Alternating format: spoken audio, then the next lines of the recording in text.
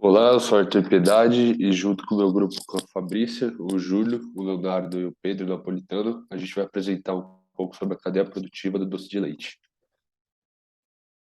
Primeiramente, gostaria de fazer uma ressalva inicial, né, de que é um produto de grande consumo aqui no Brasil e também na América Latina, além de ser uma forma de agregar valor no leite, e esse produto acaba envolvendo tanto a cadeia produtiva do leite quanto do açúcar, portanto, nós vamos tratar dessas duas cadeias também. É um produto consumido em diversas ocasiões turísticas e os exemplos de países que acabam consumindo também são a Argentina, a Indonésia e a América Latina como um todo. A origem e história do doce de leite é incerta e tem três versões. A primeira afirma que no século V, durante a expansão da cana-de-açúcar na América, que teve a origem do doce de leite. A segunda afirma que foi do século XVI, que utilizavam o açúcar na preservação do leite e acabou surgindo o doce de leite. E a terceira, que é uma versão patriótica da Argentina, que afirma que o político argentino Juan Manuel de Rosas, no século XIX, acabou esquecendo uma panela de leite com açúcar no fogo e deu origem ao doce. E aí eles acabaram afirmando que o doce de leite é patrimônio cultural da Argentina. Mas as duas primeiras versões são as mais condizentes com aquilo que nós andamos pesquisando. A relação da história e a origem com o Brasil é que esse processo histórico inteiro possibilitou que o Brasil fosse grande atualmente, tanto no que tange a produção de cana-de-açúcar, que ele está colocado em primeiro lugar, quanto na produção de leite, que ele está em terceiro maior produtor de leite no mundo, além de ser uma forma de agregar positivamente no leite e também na construção da imagem do território brasileiro em relação ao âmbito internacional. Umas curiosidades é que é um produto conhecido internacionalmente, estimula o turismo brasileiro, além de trazer interação entre a cadeia produtiva do açúcar e do leite. Existem diversas receitas do doce de leite com alimentos como doce de leite de corte, doce de leite normal, sorvetes, queijo com doce de leite e diversas outras coisas. Aí esse seria um vídeo, todos os vídeos nós acabamos apresentando na apresentação em sala e também estão nas referências bibliográficas do trabalho escrito. A receita do doce é basicamente 2 litros de leite mais 4 xícaras de açúcar. Ou seja, não demanda tantos ingredientes assim. É uma receita bem simples. O modo de preparo é colocar o leite e o açúcar em uma panela grande de fundo largo e aí ficar mexendo com uma colher de pau no fogo médio durante 15 minutos e depois diminuir o fogo e continuar mexendo 45 minutos até dar o ponto. Bom dia, pessoal. Vou falar um pouco aqui dos principais setores envolvidos. Primeiramente, de certo, né, o principal setor envolvido é o setor lácteo, né? E também é muito importante o setor sucroalcooleiro, né? Por causa do açúcar. Pode passar. Bem, começando pelo setor lácteo, vou falar um pouco sobre o processo produtivo do leite, né? Que começa, né, com a coleta do leite da teta da vaca. Isso daí pode ser feito de modo manual ou através de uma ordenhadeira, como a da foto. Após isso, inicia-se o processo da recepção do leite, que começa com o resfriamento. Isso é feito para conter a acidificação causada por bactérias, visto que o leite sai da ordenha com uma temperatura até que alta, quase 40 graus Celsius, e isso daí é um ambiente muito propício para a proliferação de bactérias. Seguidamente, o leite passa por uma análise de qualidade para ser armazenado. E depois disso, o leite está pronto para começar a ser processado. Nisso é feita a padronização, que é basicamente a retirada de parte da gordura do leite. A partir daí, ele vai para a purificação, é, e depois para a pasteurização, que é basicamente o aquecimento do leite, né, para eliminar as bactérias patogênicas e diminuir as bactérias deterioradoras. Assim, é aumentada a vida útil do produto. E por fim, ele passa pela etapa da homogeneização, que é o processo de passar o leite em alta pressão por um tipo de coador, né, em microburacos. E isso daí é feito para tirar a nata do leite, para que a nata não seja formada. E depois de todos esses processos, o leite é armazenado novamente, né, sob resfriamento, e ele pode ser usado já pela indústria ou para consumo mesmo. Né. Agora eu vou falar algumas informações sobre o setor lácteo, né, que o Brasil produziu 34,34 bilhões de litros em 2019, e o preço do leite em abril de 2022 estava em 2,54 o litro, e houve uma grande alta no leite, né? Em relação ao mesmo período do ano passado, houve um aumento de 12,4%, e esse aumento foi dado justamente por causa do aumento dos fertilizantes, que fez a soja e o milho, principalmente, que são os grãos que compõem a ração do gado. Pode passar? E agora eu vou falar um pouco sobre o setor sucroalcooleiro. A importância desse setor é basicamente por causa do açúcar, que é um ingrediente crucial, né, para se fazer o doce de leite. Os principais produtores de cana-de-açúcar são São Paulo, Goiás e Minas Gerais. E para que o açúcar seja feito, né, é necessário uma usina de açúcar, uma usina açucareira, e o estado de São Paulo também lidera nesse quesito, e é seguido por Goiás e Minas Gerais, posteriormente. Pode passar. Bem, aqui um processo produtivo de modo bem singelo. Começa com a lavagem, moenda, clarificação, decantação, cozimento, evaporação, cristalização, secagem e embalagem. Primeiramente, o primeiro processo é a colheita, né? A cana ela é colhida por colheitadeiras e é levada para uma higienização para retirar basicamente a sujeira dela. E depois disso a cana é moída por grandes trituradores, né, para obter o caldo da cana. Após isso, para aumentar, né, a coisa que as indústrias fazem é a eficiência é misturar o bagaço com água quente para conseguir um pouco mais do caldo.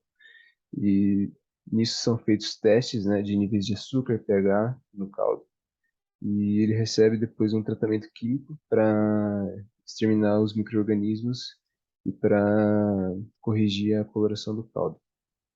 Após isso, ele passa para a etapa de evaporação, em que o caldo é levado para grandes tanques, né, que aquecem para que o caldo esteja livre, né, de micróbios e para acelerar as reações químicas. Aí, após esse processo, é obtido um xarope grosso. Após isso, tem a cristalização, que esse xarope grosso, né, ele é cozido novamente, e nessa etapa a sacarose presente é apurada e acaba se transformando em um tipo de massa, né? E para ele virar os cristais, né, que a gente conhece, ele passa por uma centrífuga com água e vapor. Assim, o açúcar se separa de um subproduto que é o mel. Aí, por fim, temos a secagem, né? O açúcar é colocado em máquinas para tirar a umidade do processo anterior, principalmente, né? Utilizado. E aí faz o açúcar ficar branco e seco, né? Do jeito que a gente conhece. E por fim, o açúcar ele é ensacado, né? Aí ele já pode ser armazenado e enviado para as indústrias e para os consumidores finais.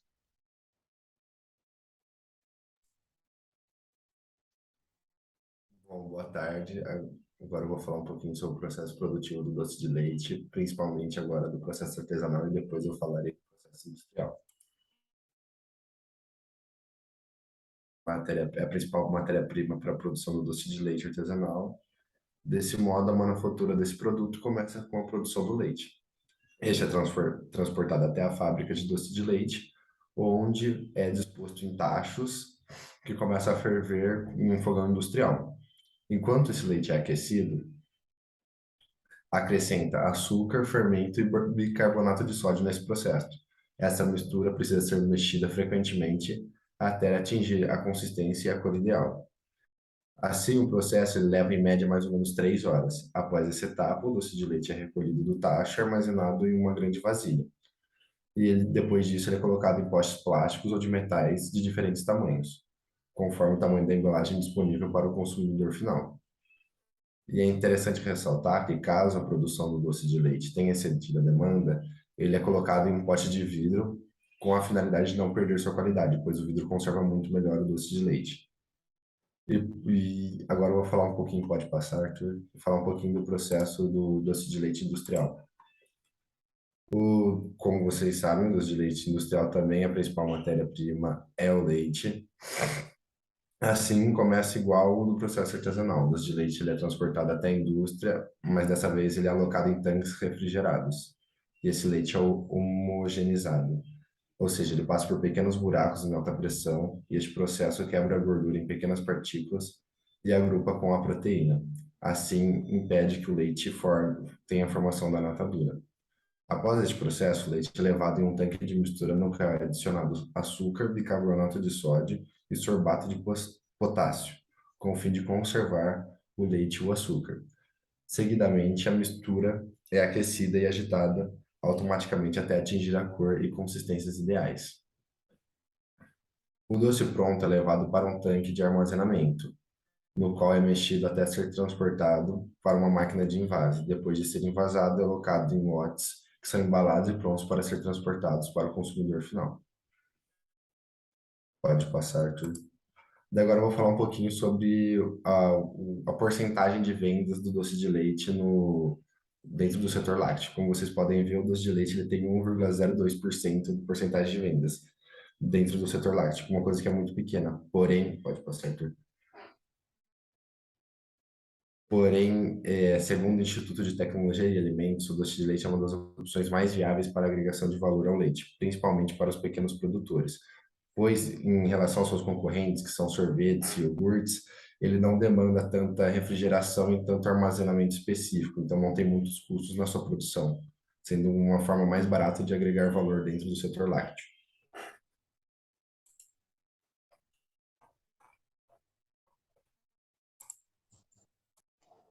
Bom dia, pessoal.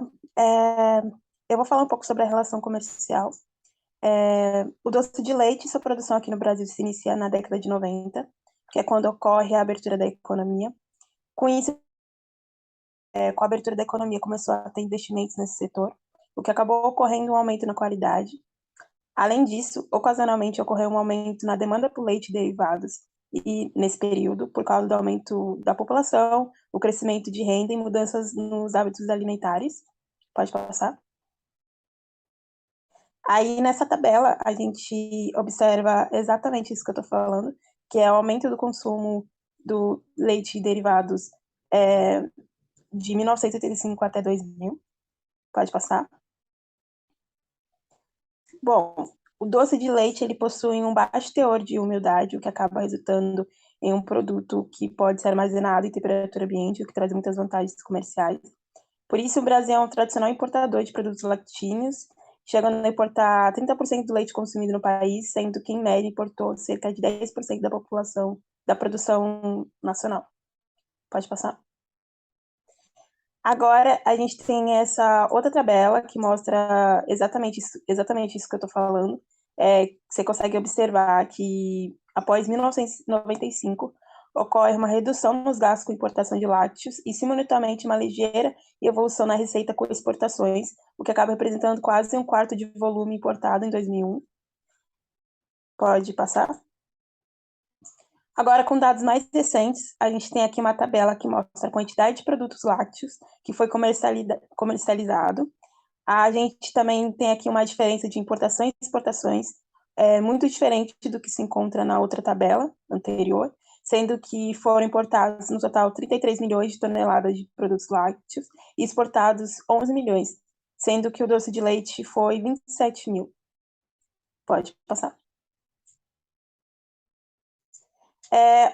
Os países, a Argentina é a principal produtora de doce de leite, ela possui mais de 70 empresas argentinas, entre micros e médio e grande empreendimentos, o que difere um pouco daqui do Brasil. Segundo o Centro de Indústria de Leite de leite lá da Argentina. No ano passado, a produção argentina foi de 149,121 toneladas de doce de leite. Pode passar. Os principais importadores lácteos brasileiros, sendo que são os 3 primeiros a Venezuela, a Arábia Saudita e a Angola. Porém, os que mais importam o doce de leite é a Angola, o Emirados Árabes e a Bolívia. Alguns países já naturalmente importam doce de leite, porque é um doce latino, como a Bolívia, a Venezuela. Porém, agora que se iniciou um novo mercado, que é a Angola e a Arábia, porque muitos produtores de doce de leite começaram agora a adaptar o gosto do doce de leite para conseguir vender mais para esses locais. Esses produtos acabam fazendo sucesso lá, porque, por exemplo, em 2012, foi criada uma iniciativa pela OCB e a Apex Brasil para internacionalizar e fortalecer a imagem da produção brasileira derivada do leite. Pode passar. Bom, no que tange ao mercado de doce de leite em si, a gente tem uma impossibilidade da determinação da quantidade que é produzida, por causa da escassez de dados desse mercado, já que ele é muito específico. A estimativa que se tem na produção é de que aproximadamente 6% da quantidade total dos produtos lácteos é de produção de doce de leite, em que Minas é responsável por aproximadamente 30% da produção nacional do leite, com o maior parque industrial de laticínios do país, com aproximadamente 35%, um pouquinho mais de 1/3 do total de empresas, aproximadamente metade da produção brasileira do doce de leite. Bom, quais são os fatores limitantes desse mercado? A gente tem a questão da necessidade de existir centros urbanos de grande e médio porte, né, para ter esse consumo, a pequena capacidade da produção industrial nessa área, a concorrência que é muito acirrada no âmbito do doce de leite, a falta de padronização do produto, já que tem diversas demandas, diversos estilos e algo que está crescente com vários sabores do produto, e tem uma variação no preço de atacado. Bom, e o que engloba a questão da produção do leite em si, que é a base do produto? Questões de tecnologia, genética, alimentação e saúde. As principais bacias leiteiras no Brasil são Minas Gerais, Paraná, São Paulo e Rio Grande do Sul. E os maiores produtores são os estados de Minas Gerais, Paraná, Rio Grande do Sul, Goiás e Santa Catarina, em que esses estados concentram quase 70% da produção nacional, total, né? E Minas Gerais tem um destaque com praticamente 30%, né? Tem 27,11% só ele da produção. E os 3 maiores que geram 51% de toda a produção nacional do leite, com base em dados de 2019. Aqui a gente tem a primeira tabela, né, que vai mostrar os principais estados, né, no ano de 2019, que está Minas, Paraná, Rio Grande do Sul, Goiás e Santa Catarina. A gente tem as principais mesorregiões, né, que a gente vai ter o Noroeste Rio-Grandense, o Triângulo Mineiro, e essas são algumas das principais. E aqui a questão do gráfico aqui, o mapa brasileiro, a gente tem a questão da concentração na produção sul-sudeste, né, que a gente já pode perceber. Os principais municípios, a gente tem Castro, no Paraná, Patos de Minas, Carambeí e outros de destaque que a gente pode perceber a concentração no sudeste e no sul, né? Bom, em síntese, o que é importante de saber? A produção nacional é concentrada em Minas Gerais, Paraná, Rio Grande do Sul, Goiás e Mato Grosso. E as regiões são Centro-Oeste e Sul, né, incluindo o Sudeste também. E tem grandes polos de produção, como o Triângulo Mineiro e Campos Gerais. Isso aqui vai envolver o quê? Questões de tecnologia, genética e outros aspectos. E os maiores produtores no âmbito internacional são o Brasil e a Argentina. Quais são as maiores fazendas leiteiras do Brasil? A gente tem a Fazenda Colorado, aqui em São Paulo, que dá para ter visitação e tudo mais, a Melkstead Agropecuária, a Sequita Agronegócios, e entre outras, que a gente pode ver na revista Forbes, que eles lançaram aqui neste ano de 2022. E quais são consideradas as melhores marcas nacionais, né, de acordo com o site Doces de Minas? A gente tem Sabores do Grama, a Roca, o Bari, a Viçosa, né, que tem na questão da UFV, né, que muitos já devem conhecer, a Dom, a Vitoriano, Sabor das Vertentes. Aqui é um vídeo que a gente já passou da questão do processo produtivo, uma questão básica do mercado, de como funciona. Quem quiser pode vir nas referências bibliográficas do grupo. E a gente vai falar um pouquinho dos órgãos precificadores, né? São 5 órgãos aqui que a gente estuda, né? Que é o Consolate, o CPEA, na Exalc, o SPOT, o RMCR e o GDT. O Consolate é uma associação civil que é baseada em representantes de produtores rurais de leite do estado de indústrias de laticínios, que eles vão processar a matéria-prima que é o leite. Eles divulgam esse valor de referência projetado para o leite que está sendo entregue no mês corrente, e a base é o preço de venda dos derivados lácteos. e alguns estados adotam eles, sendo Minas Gerais, Santa Catarina, Paraná, Rio Grande do Sul e Mato Grosso. O CPEA, a gente tem o quê? Ele vai calcular os valores pagos pelo leite ao produtor, em que ele vai consultar as cooperativas das indústrias de laticínios e vai levantar o preço do leite cru integral, em reais por litro, né? Refrigerado. E não vai considerar a questão de fretes e impostos. Então, isso aqui vai ter que ser somado depois para ter o preço final. Alguns estados adotam aqui, como a gente pode perceber, e a média do Brasil, né? A média Brasil é obtida pela ponderação dos preços médios estaduais, com base nas participações, né? Em termos percentuais no volume mostrado. Aqui a gente pode perceber como que é um gráfico de CPE no geral, né, que os valores coletados vão se referir aos preços pagos e recebidos pelo leite no mês corrente e relativos ao volume captado no mês anterior.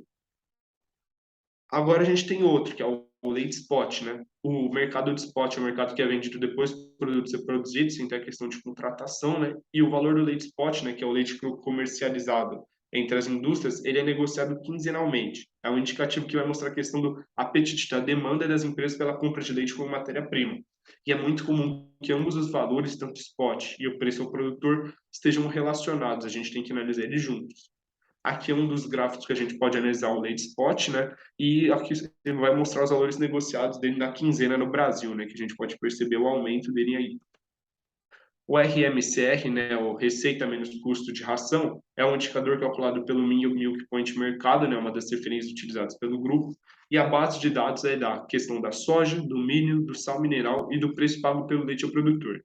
E ele está relacionado à rentabilidade da produção de leite, porque um dos principais fatores para isso é a questão da alimentação, além da genética e tudo mais. Devido à alta da soja e tudo mais que a gente está percebendo, isso aqui vai encarecer a produção, aumentando assim o preço, a oferta, e aí a gente pode analisar o mercado como um todo. Aqui é um dos gráficos, né, que a gente pode perceber.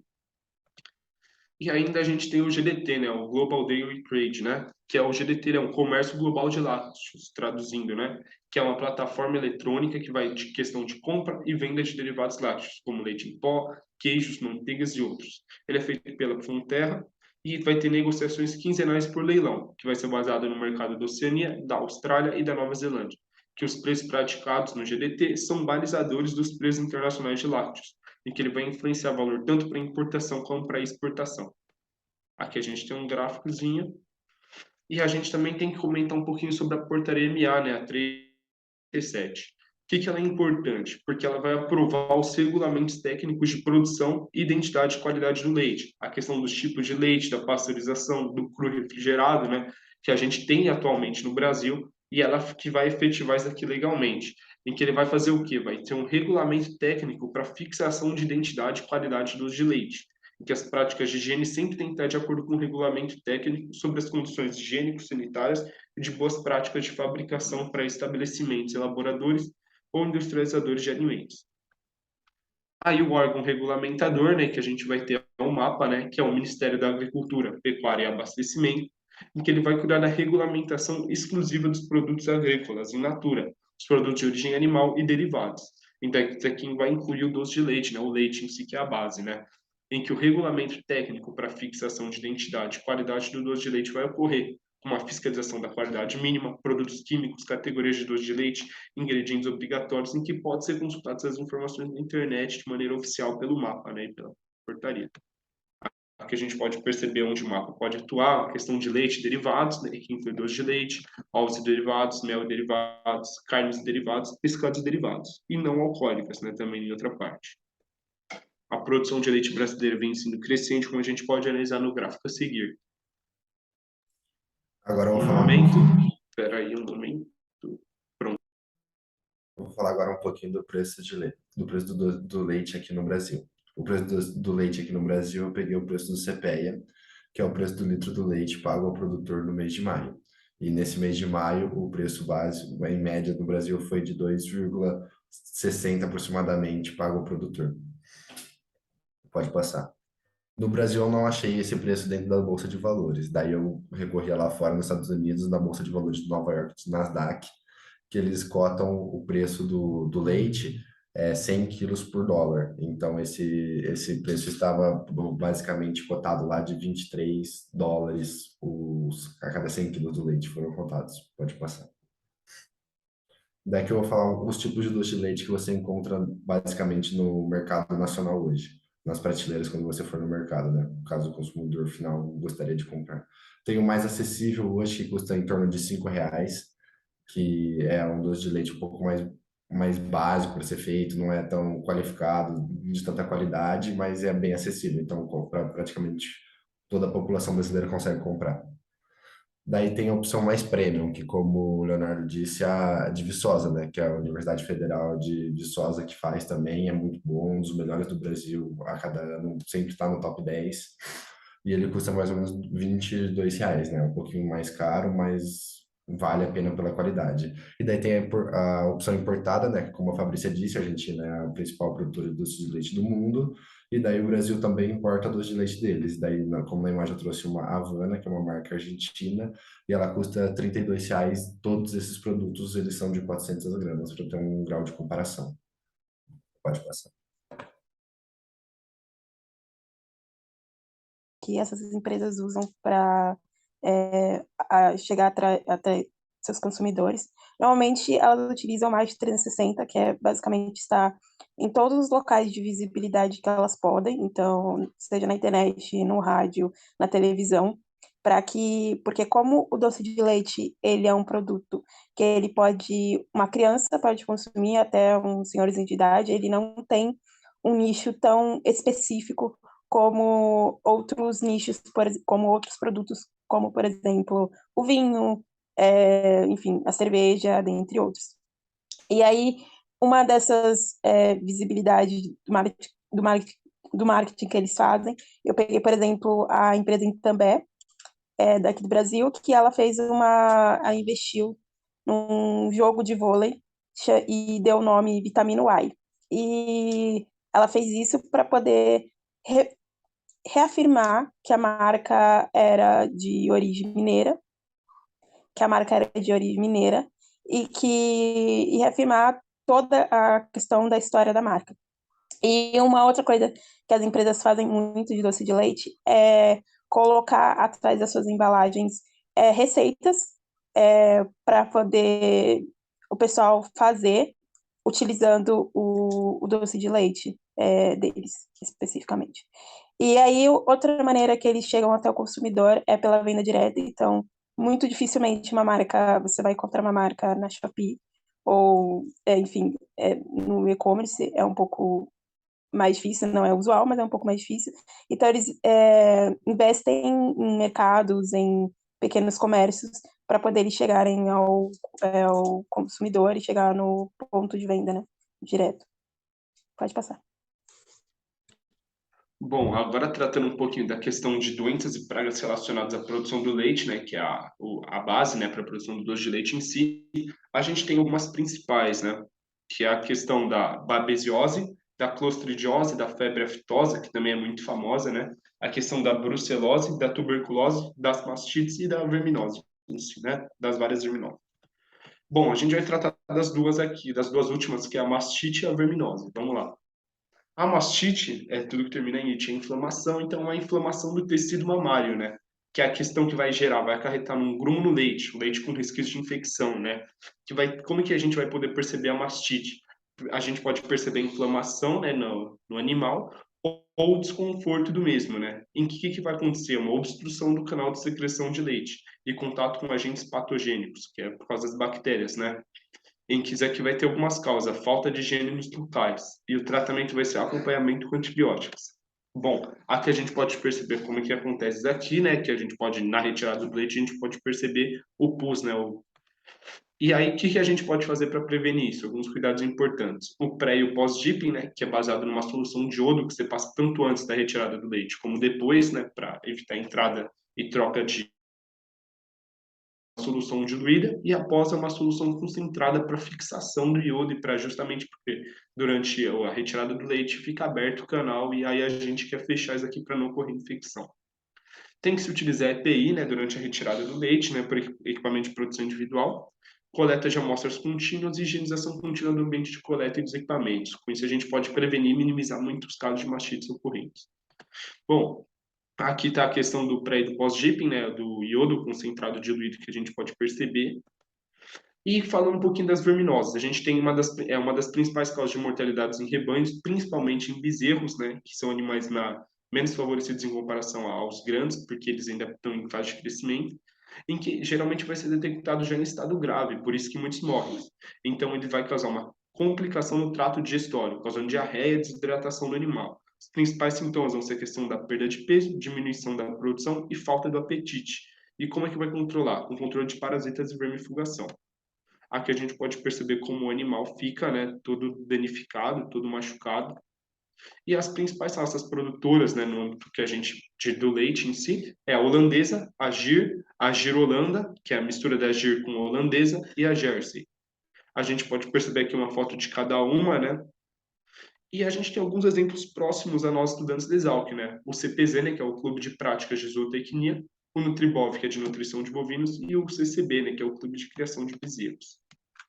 Um momento, eu deixo fechar o áudio. Agora eu vou falar um pouco sobre os impactos ambientais, né, gerados pela produção do doce de leite. Primeiramente, tem a liberação de gases poluentes na atmosfera, né? E isso daí é feito principalmente durante o processo de cocção, né? Que vai cozinhando o leite com a mistura do açúcar. E esse processo, tanto utilizando o gás GLP quanto utilizando a lenha, ele acaba liberando, né, gases que poluem a atmosfera, como, por exemplo, o monóxido de carbono, dióxido de carbono, dióxido de enxofre, gás metano, entre outros. Esses gases poluem a atmosfera e eles contribuem para o aumento do efeito estufa, né, que acaba acarretando o aumento da temperatura média da Terra, provocando uma alteração, né, no, na realidade, diversas alterações climáticas e também outros efeitos como o derretimento das cotas polares, entre outras consequências. Tem também o desmatamento, né, para a expansão dos pastos. Isso daí, além de desmatar toda a vegetação e uma biodiversidade, né, muitas vezes são feitos através de queimados, né, que acaba liberando muito CO2 também. E tem também a emissão do gás metano, né, que é feito pelos bovinos durante seu processo digestivo, e também a compactação do solo, né, gerado pelo gado, que é acentuado com a remoção da cobertura vegetal pelo pastejo, e esse fenômeno ocasiona erosão e diminuição do desenvolvimento das plantas. Esse daqui foi o nosso trabalho, pessoal. Muito obrigado pela atenção e valeu!